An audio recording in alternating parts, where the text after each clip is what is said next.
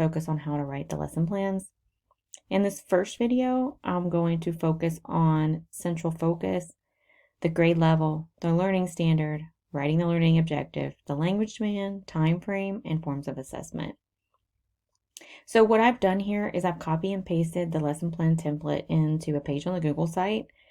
Bolded, you'll see the required parts plus an example that I wrote, and italicized are my instructions to explain that element. Please delete the instructions when you are writing your lesson plan drafts. So let's start with the central focus. The central focus of these lessons is for students to read and write about the perspective of a main character of the book, How to Steal a Dog. The students will focus on the language demand and vocabulary, specifically perspective and character. So, how to write these.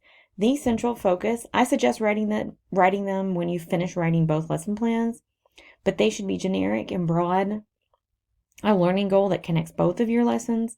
They should be connected to the standards, the learning objectives, and the language demands. They're not specific to your book. And you can begin with the central focus of these lessons is for students too. Typically, they should be between 1 to 3 sentences. Okay, choosing a grade level. So I chose to focus on the book, How to Steal a Dog, which is a chapter book. I would say it would be appropriate anywhere between 3rd to 5th grade. Knowing the text, that it would be probably too difficult for 3rd graders to read independently, but most 5th graders would be able to read it independently. So I chose my grade level, and because I chose my grade level and I already chose my book, I know that I need to choose from the 5th grade New Jersey Learning Standards. If you forgot how to locate them, it's easy to find them. Just open up a Google page, New Jersey Learning Standards. Should be the first link. Go to English Language Arts. Again, I'm in the 5th grade. I'm opening the Word document. So because How to Steal a Dog is reading literature, remember these are anchor standards. Don't choose from the anchor standards. Go down to the literature standards, and I had chosen 5.6. Describe how a narrator's or speaker's point of view influences how events are described. So let's go back.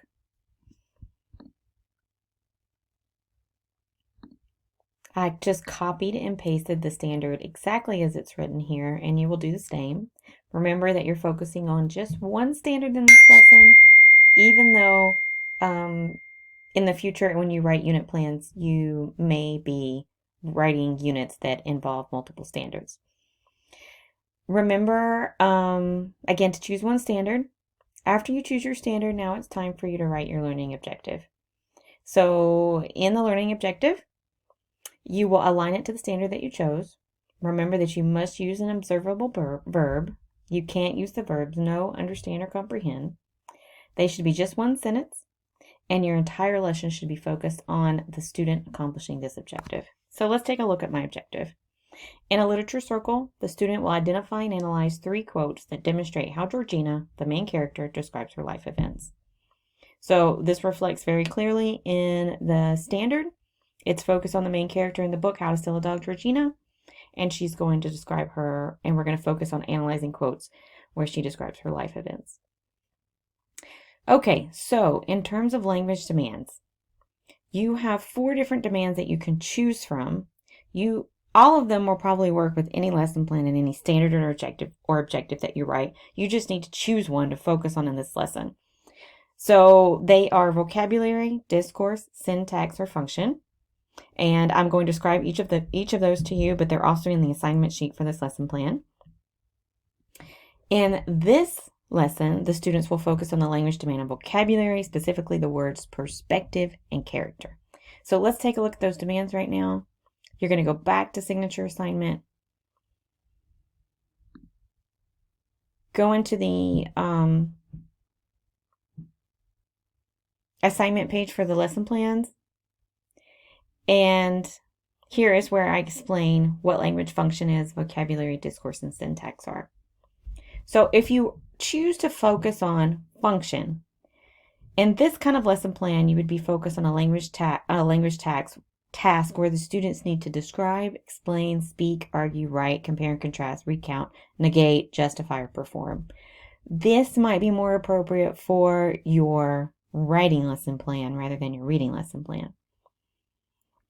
Vocabulary. This one may be more obvious, but this is when you're focused on learning new words in this lesson plan that were in the reading that you chose. So, for instance, if you're reading a nonfiction text, it might be something like climate or precipitation, reading novels, perspective, character, event, plot, or conclusion. Discourse. So discourse is how people must talk or write in a certain genre of writing. So, for example, I think we've talked about this in class, that the way you talk when you're at the gym or the way you talk when you're in class or at home all differ because of the place. So it's the same when writing. When you're writing in different genres, there's a different kind of language that you must use. We're going to talk about that more in our lesson on teaching writing through genre-based pedagogies. But for example, if they were writing a newspaper or creating a magazine or writing a poem, the language and the way that they write needs to look different for each of those genres. Syntax. Syntax is the structure of language. So when you start focusing on things like you need to write a complete sentence, and there needs to be, the verb needs to agree with the subject, and you need to indent paragraphs, and then there need to be 5 sentences in a paragraph. That dialogue needs to have quotation marks. All of those things that have to do with the very small elements of language are syntax. So if you're focusing on that in your lesson, then your language demand would be syntax. Okay, so let's go back to writing the lesson plan. Again, look, the language demand is again 1 sentence, and you will just state that the students will focus on the language demand of what, and then you need to be really specific about what aspects of that language demand they're focused on in this particular lesson. I've set the time frame for this lesson at 60 minutes. Again, your lesson needs to be able to be completed in 1 sitting, so I think it should last no more than 60 minutes. If you're doing a kindergarten lesson, it should probably be less. Forms of assessment. So let's look at my instructions here. What is the first thing that you think of when you hear the word assessment? I knew you would say test. So you will not create any tests or quizzes for this lesson.